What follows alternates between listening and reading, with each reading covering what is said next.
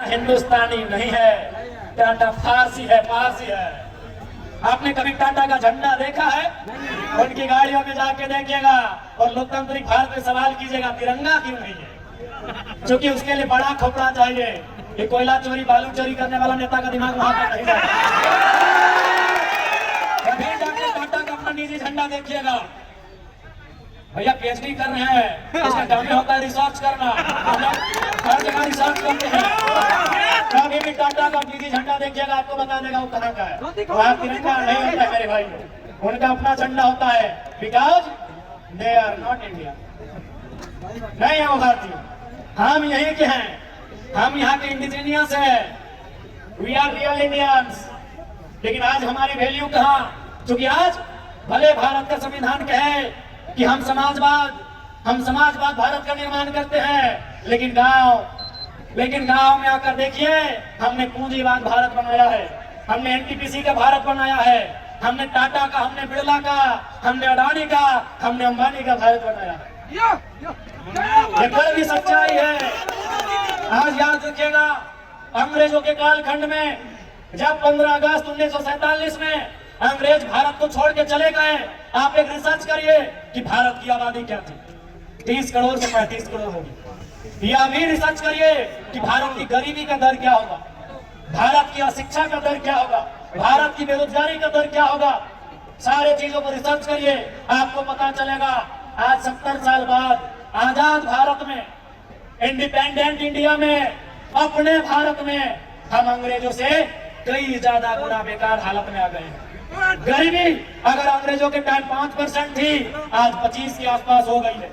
भुखमरी अगर अंग्रेजों के टाइम 7% होगी, आज 28% हो गई होगी। यदि अशिक्षा अंग्रेजों के टाइम 2% होगा, आज वो 15% के पार कर गया होगा। तो सवाल तो बनता है कि अंग्रेज अपने नहीं थे, फिर भी इतना अच्छा था, आज क्या हुआ? आज क्या हुआ? उसका जवाब भगत सिंह के जेल डायरी में है। क्या उत्तर है? भगत सिंह ने जेल डायरी में क्या कहा है कि हम आजादी गोरों से तो ले लेंगे, हम आजादी गोरों से तो ले लेंगे, लेकिन ये आजादी चंद मुट्ठी भर गोरों के हाथ तक सीमित नहीं रहनी चाहिए। गोरे चले गए, गोरे राज कर रहे हैं, सांवले राज कर रहे हैं। काला नहीं बोलेंगे, वो रंग भेद में आ जाएगा, तो उसके लिए माफी नहीं बोलेंगे। सांवला का ठीक है। भगत सिंह की वही चिंता थी कि आजादी तो हम ले लेंगे चरका लोग से, अंग्रेजों से तो हम आजादी ले लेंगे, लेकिन हम क्या वो आजादी गांव तक ले जाएंगे? क्या वो आजादी खेतों तक ले जाएंगे? क्या वो आजादी खलिहानों तक ले जाएंगे? ये सवाल था भगत सिंह का। इसीलिए आज जो हमारी दशा है, आज जो हमारी दुर्दशा है, ये अंग्रेजों से भी बदतर हो गई है। कारण यहाँ की लीडरशिप, कारण यहाँ के ब्यूरोक्रेट्स। अगर वे लोग ईमानदारी से काम करने लगे तो हमारा देश, हमारा राज्य सबसे खुशहाल होगा। इसलिए आज मैं आप सभी से आग्रह करता हूं कि अब ये नए तरीके की लड़ाई है, ये नए दौर की लड़ाई है। इस लड़ाई को लड़ने की जरूरत है, इस लड़ाई को लड़ने की जरूरत है, क्योंकि ये लड़ाई रोजी रोजगार की है, ये लड़ाई रोटी की है, ये लड़ाई पेट के भूख की है। इसलिए इस लड़ाई को लड़ना हमारा कर्तव्य बन जाता है, इस लड़ाई को लड़ना हमारा राइट बनता है, इस लड़ाई को हमें लड़ने की आवश्यकता है। और मैं पुनः कहूंगा, यह भारत देश है, यह देश गांधी को मानता है, यह देश आजाद और भगत सिंह को भी मानता है। इसलिए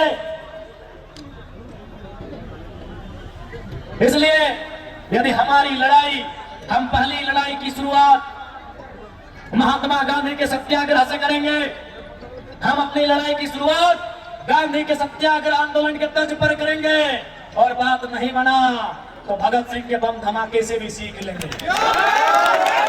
यदि बात नहीं बना तो भगत सिंह के बम के धमाके से भी हम सीख लेंगे, क्योंकि गांधी का भी देश है, आजाद भगत सिंह अशफाक खुदीराम बोस का भी देश है। इसलिए आज मैं तमाम विशेषकर नौजवानों से कहूंगा कि आज हर एक जुल्म का हिसाब लिया जाएगा, फिर से इनकलाब लिया जाएगा, फिर से इंतकाम लिया जाएगा। जब तक ना मिलेगी न्याय तब तक इस संघर्ष को जारी रखा जाएगा। और आज मैं आप सबों से आग्रह करता हूं, पुनः इस लड़ाई को एकजुट होकर इस लड़ाई को मिलकर लड़ेंगे। और मैं पुनः जितने भी यहाँ, चाहे वो सीआरपीएफ हो, सीएसएफ हो या झारखंड पुलिस हो, आपसे आग्रह करूंगा कि आप किसी प्रकार से कंपनी के दबाव में रैयतों के खिलाफ जुल्म में सहयोग नहीं करेंगे। इस मौके पर बहादुर जसिंता किरकेटा की एक कविता जो आज के सिचुएशन के हिसाब से बड़ी मार्मिक है कि सेना का ध्यान किधर है। सेना का मतलब आंतरिक सेना जो अंदर है, सीएसएफ सीआरपीएफ। सेना का मतलब झारखंड की पुलिस, झारखंड की बटालियन की सेना का ध्यान किधर है कि युद्ध खत्म हो गया है, अब सेना का रुख उधर है। मेरा स्कूल कॉलेज, मेरा गांव, मेरा जंगल पहाड़ जिधर है। कौन साध रहा है चिड़ियों की आंख पर निशाना, इस समय बेहद खतरनाक है यह सवाल करना और जो हो रहा है उस पर बुरा मान जाना।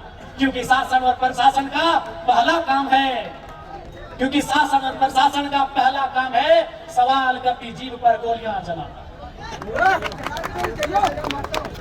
खत्म हो रही है उनकी बात करने और सुनने की परंपरा, खत्म हो रही है उनकी बात करने और सुनने की परंपरा।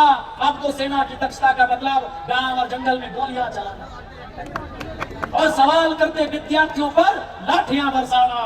अगर युद्ध ना हुआ, अगर युद्ध ना हुआ तो सेना तो रहेगी, अगर युद्ध ना भी हुआ तो ये सेना तो रहेगी।